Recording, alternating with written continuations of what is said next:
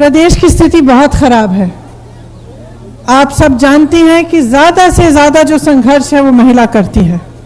कुछ समय पहले, कुछ दिनों पहले ही मैं ललितपुर गई थी। मैं इसलिए गई क्योंकि मैंने सुना कि 2 किसानों ने खाद की लाइन में खड़े खड़े अपना दम तोड़ा है और 2 किसानों ने आत्महत्या की थी। तो मैं उनके घर गई। तो उनकी एक बेटी थी, बीवी थी, माताजी थी। कुछ नहीं था उनके पास, कर्ज में डूबे हुए थे।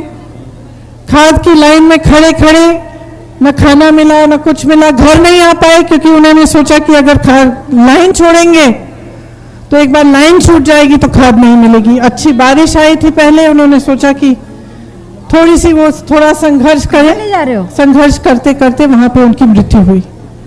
जब मैं उनकी बेटी से मिली, उनकी बीवी से मिली, तो घर लौटते वक्त मैंने सोचा कि जो भी हो, सबसे ज्यादा मुश्किल तो महिला पे ही होती है।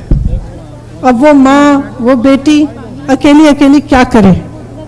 जो कमाने वाला था वो रहा नहीं, घर में और कोई कमा नहीं रहा था।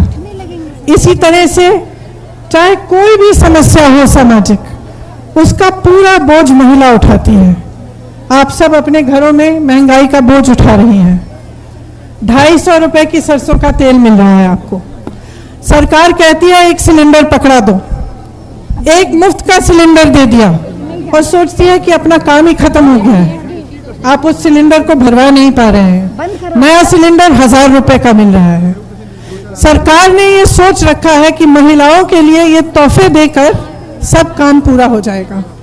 आपकी शक्ति पहचानना नहीं चाह रही है सरकार, आपको आगे बढ़ाना नहीं चाह रही है। जब महिला आगे बढ़ना चाहती है तो तरह तरह की समस्याएं उसके सामने आती हैं। आप सब ने देखा होगा, यहाँ जो अधिवक्ता बहन थी जो बात कर रही होगी, कितना संघर्ष किया होगा आपने यहाँ तक पहुँचने के लिए, जिस तरह से आपने किया है। और जिस तरह से जो लड़की जो अभी डॉक्टर शिक्षा कर रही है डॉक्टर बनने के लिए, वो भी कह रही थी क्या संघर्ष था उसका कि यहाँ पे मेडिकल कॉलेज नहीं है, उसको कहीं और जाना पड़ा। एक बहुत बड़े संघर्ष होते हैं महिलाओं के लिए, जिनको आप सब झेल रही हैं, आप सब कर रही हैं। यहाँ आपके क्षेत्र में पानी की व्यवस्था नहीं है। एक नल से 10-10 लोग पानी ले रहे हैं। 10-10 परिवार एक नल पर निर्भर है। उद्योगों का अभाव है। रोजगार नहीं मिलते। कोरोना के समय आप सबने देखा, जब लॉकडाउन हुआ तो जितने भी यहाँ से प्रवासी परिवार थे, कितना संघर्ष करके वापस आए। सरकार ने उस समय मदद नहीं की। उस समय कोई बसें नहीं लाए आपके लिए। 19 तारीख को मोदी जी यहाँ भाषण देने आ रहे हैं, कल से बसें तैयार हो रही हैं। तो जो आपकी समस्याएं हैं उनको हल करने के लिए आप कैसे काम करेंगे?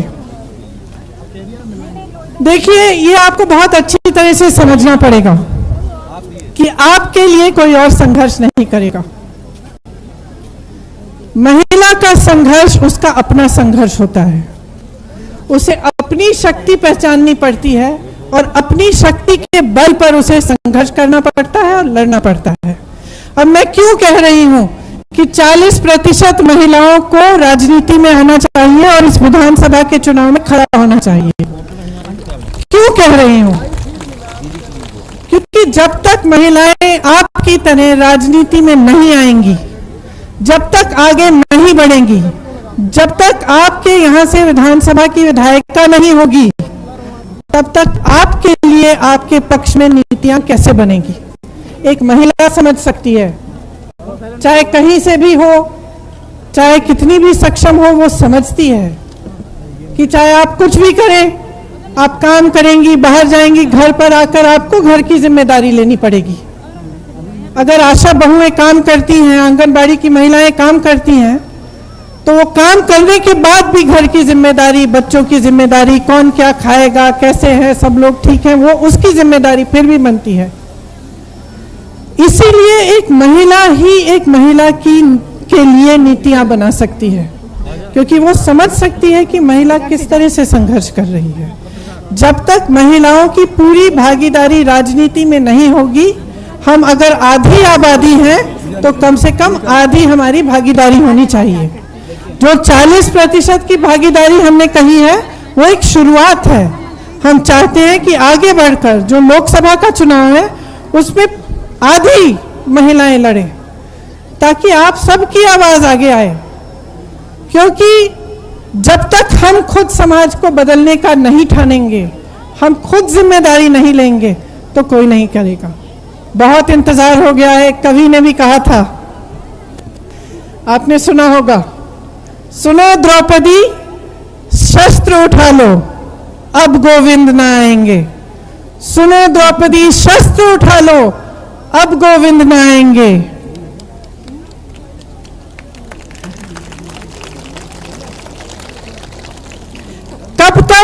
कब तक आस लगाओगी तुम, कब तक आस लगाओगी तुम बिके हुए अखबारों से, कब तक आस लगाओगी तुम बिके हुए अखबारों से।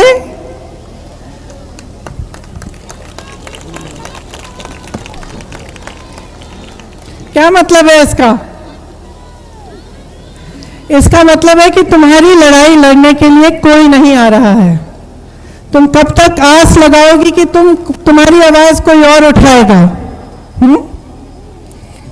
कैसी रक्षा मांग रही हो, कैसी रक्षा मांग रही हो दुशासन दरबारों से। मतलब कि तुम कैसी रक्षा मांग रही हो उन लोगों से जो तुम्हारी रक्षा करेंगे ही नहीं, जो तुम्हारा अत्याचार कर रहे हैं, जो तुम्हारा शोषण कर रहे हैं। आपने देखा, आशा बहुएं मेरे पास आई थी लखनऊ में कुछ दिनों पहले। उसमें से एक महिला को इतनी बुरी तरह पीटा पुलिस ने, सरकार ने, प्रशासन ने। क्यों? क्योंकि उसने ये हिम्मत कर ली कि उसने पूछा कि तुम मुझे उठा के क्यों ले जा रहे हो। वो मुख्यमंत्री जी की सभा में आई थी, एक अपनी मांगों को लेकर आई थी, सिर्फ अपनी मांगों को उठा रही थी, अपनी आवाज उठा रही थी। वहां आई, पुलिस ने कहा तुम्हें हम गिरफ्तार कर लेंगे। उसने सिर्फ ये कहा कि क्यों गिरफ्तार कर रहे हो, किस आधार पर तुम उठा के ले जाओगे मुझे। और उसको इतनी बुरी तरह से पीटा कि उसके हाथ टूट गए थे, उसके चेहरे पे चेहरा एकदम सूजा हुआ था, लाल था। उसने यहाँ पे चोटें दिखाई, यहाँ चोटें दिखाई। तो जब मेरे से बात कर रही थी वो मुझे बता रही थी कि जैसे आपने आंगनबाड़ी बहनों के लिए कहा, आपका अभी तक मानदेय बढ़ाया नहीं गया है। वो सिर्फ अपने मानदेय को बढ़ाने के लिए अपनी आवाज उठा रही थी। वो कह रही थी कि जब से कुछ सालों से जब वो काम करने के लिए जाती भी हैं तो उनसे, जैसे उनको अगर कुछ मिलता है काम करने के लिए, किसी की डिलीवरी हो गई, उसमें से भी उसको उन्हें घूस देनी पड़ती है, थोड़ा पैसा उसमें से भी निकाला जाता है।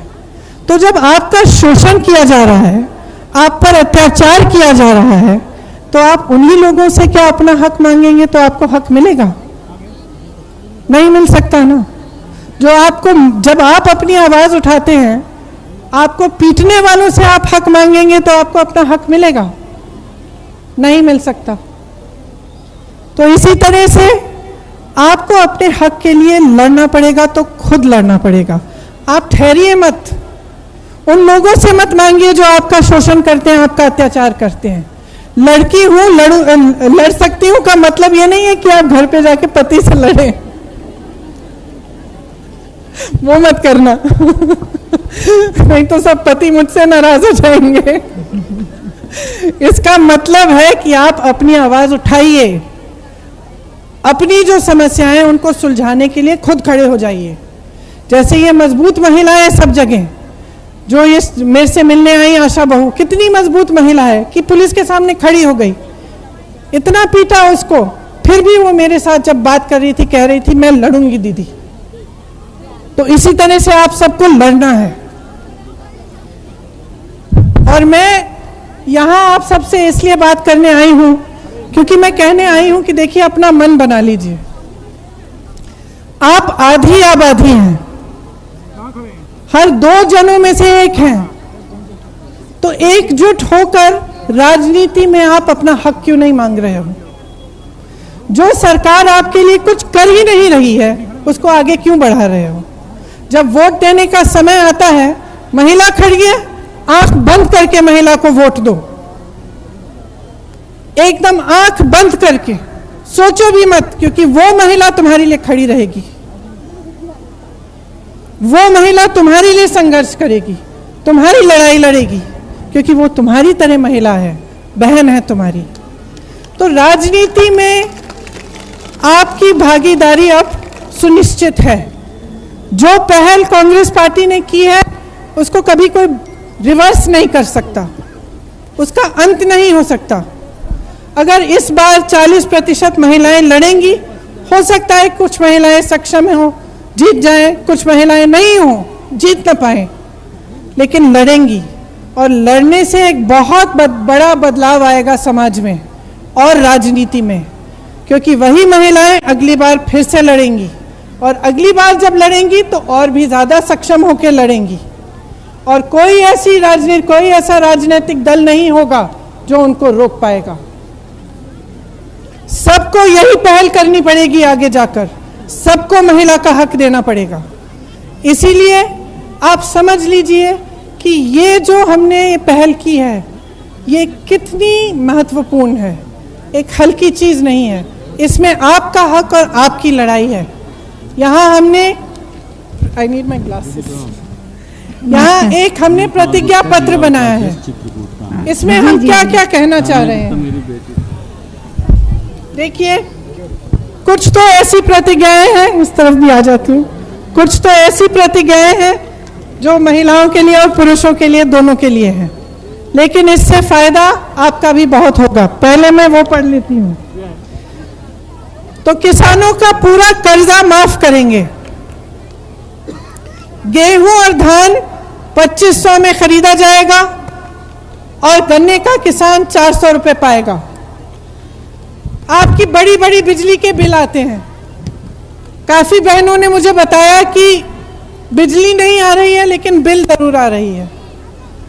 तो जो बिजली की बिल है उसको, सब बिलों को हम हाफ कराएंगे। कोरोना काल में जो बकाया था, खास तौर से जो छोटे छोटे व्यापारी हैं, छोटे दुकानदार हैं, कोरोना काल में उनको बिजली की बिल फिर भी भरनी पड़ी, लेकिन काम धंधा बंद हो गया था, तो उनके लिए हम पूरी तरह से वो बिजली बिल माफ कराएंगे। कोरोना की जो आर्थिक मार थी, जो सबसे गरीब परिवार हैं, जो सबसे ज़्यादा कोरोना से प्रभावित हुए, जिनकी आमदनी प्रभावित हुई, उनके लिए 25,000 रुपये दिए जाएंगे। 20 लाख सरकारी रोजगार हम बनवाएंगे, जिसमें से हम चाहते हैं कि 40% महिलाओं को जाएं।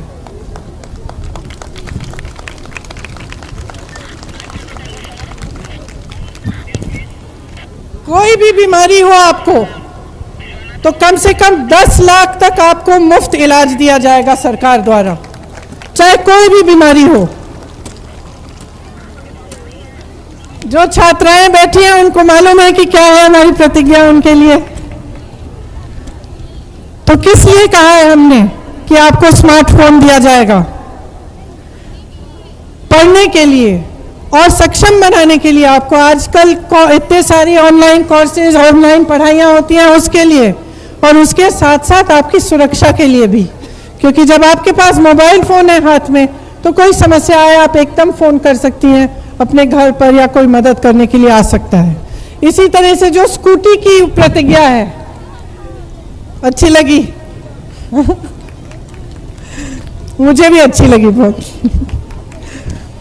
तो जो स्कूटी देने की प्रतिज्ञा है, इससे आप, जैसे आपने कहा कि पढ़ाई करने के लिए आपको दूर जाना पड़ा था, उससे बहुत सुविधा होगी। महिलाओं के लिए सरकारी बसों में जितनी भी यात्राएं सब मुफ्त होंगी, सब फ्री यात्राएं होंगी। अच्छा, सरकारी पदों में जो पहले से आरक्षण के प्रावधान हैं, उनके अंदर महिलाओं के लिए 40% होगा। इसका मतलब है कि आपको रोजगार 40% मिलेंगे, लेकिन जो पहले से प्रावधान है आरक्षण के, उसके भीतर मिलेंगे। विधवा के पेंशन मुझे बहुत महिलाओं ने कहा कि आजकल पेंशन बहुत ही कम मिल रहा है, तो विधवाओं का जो पेंशन है उसको हम 1,000 रुपए तक बढ़ाना चाहते हैं। जो आशा बहुएं और आंगनवाड़ी हैं उनके लिए हम 10,000 रुपए का मानदेय न्यूनतम हम देना चाहते हैं। तो आपको 10,000 रुपए का मानदेय मिलेगा और उसके अलावा जो आप डिलीवरी करने जाएंगी, जो आप काम करने जाएंगी, उसके ऊपर मिलेगा। अच्छा, प्रदेश में हम हर जिले में हम 75 ऐसे पाठशाला बनाना चाहते हैं जो केंद्रीय विद्यालय की तरह होंगे, लेकिन सिर्फ महिलाओं के लिए होंगे। और उसमें आपको सिर्फ पढ़ाई नहीं, लेकिन अलग अलग हुनर भी सिखाए जाएंगे और आपको तैयार किया जाएगा कि आप अच्छे अच्छे रोजगार आपको मिल पाए और आप आगे बढ़ पाए। तो ये हमारी प्रतिज्ञा है महिलाओं के लिए।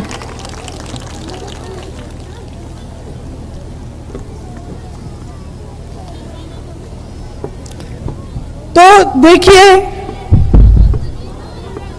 मैं 1.5 सालों से यूपी में काम कर रही हूं। आपकी तरह मुझे बहुत सारी बहनें बेटियां मिलती हैं। मैंने बहनें और बेटियां कहा, लेकिन मैं हमेशा कहती हूं कि हम पहले लड़की हैं, हम पहले महिला हैं। और आप सब संघर्ष कर रही हैं। मैं चाहती हूं कि आपके संघर्ष में मैं शामिल हूं और आपकी आवाज मैं उठाऊं। मैं चाहती हूं कि एकजुट बनकर हम इस प्रदेश को बदलें, समाज को बदलें और हम इस यहाँ की राजनीति को बदलें। राजनीति में आजकल बहुत क्रूरता है, हिंसा है। आपने देखा होगा लखीमपुर खीरी में क्या हुआ। एक बड़े मंत्री के बेटे ने अपनी जीप के पहियों के नीचे 6 किसानों को कुचल दिया। और आपने क्या देखा कि सरकार ने किसानों की मदद करने के बजाय जिसने ये अत्याचार किया उसकी मदद की। आज भी वही मंत्री प्रधानमंत्री जी के मंच पे खड़े रहते हैं। तो जो हिंसा है राजनीति में, उसको खत्म करने के लिए महिलाओं की बहुत जरूरत है। महिलाएं हम जैसे बच्चों को पालते हैं, हमें करुणा होती है, सिर्फ अपने बच्चों का ध्यान नहीं रखते, किसी और के बच्चे की किसी कोई समस्या हो, बीमार हो, हम मदद करते हैं। ये जो करुणा का भाव है, सबको मदद करने का भाव, सबको आगे बढ़ाने का भाव, ये महिला में ज्यादा होता है। इसलिए ये करुणा भाव राजनीति में लाने के लिए, महिलाओं को सक्षम बनाने के लिए और राजनीति में जो हिंसा है, क्रूरता, उसको दूर करने के लिए, महिलाओं पे जितने अत्याचार हैं उनको खत्म करने के लिए ये बहुत बहुत जरूरी है कि आप सब यहाँ से घर जाकर भी जितनी भी आपकी बहनें हैं, सहेलियां हैं, आपकी बेटी हैं, सबको समझाइए कि महिलाओं को मजबूत करना है। इस चुनाव में जहाँ जहाँ महिला खड़ी होगी वहाँ वहाँ आप उनको मजबूत बनाइए, उनके संघर्ष में शामिल होइए, ताकि हम राजनीति को बदलें, समाज को बदलें और पूरे देश को बदल पाए। आप सबको बहुत बहुत धन्यवाद। खूब इंतजार किया आपने यहाँ मेरे लिए, और अब गर्मी भी हो रही है, आप शायद घर जाना चाहेंगी। धन्यवाद। जय हिंद।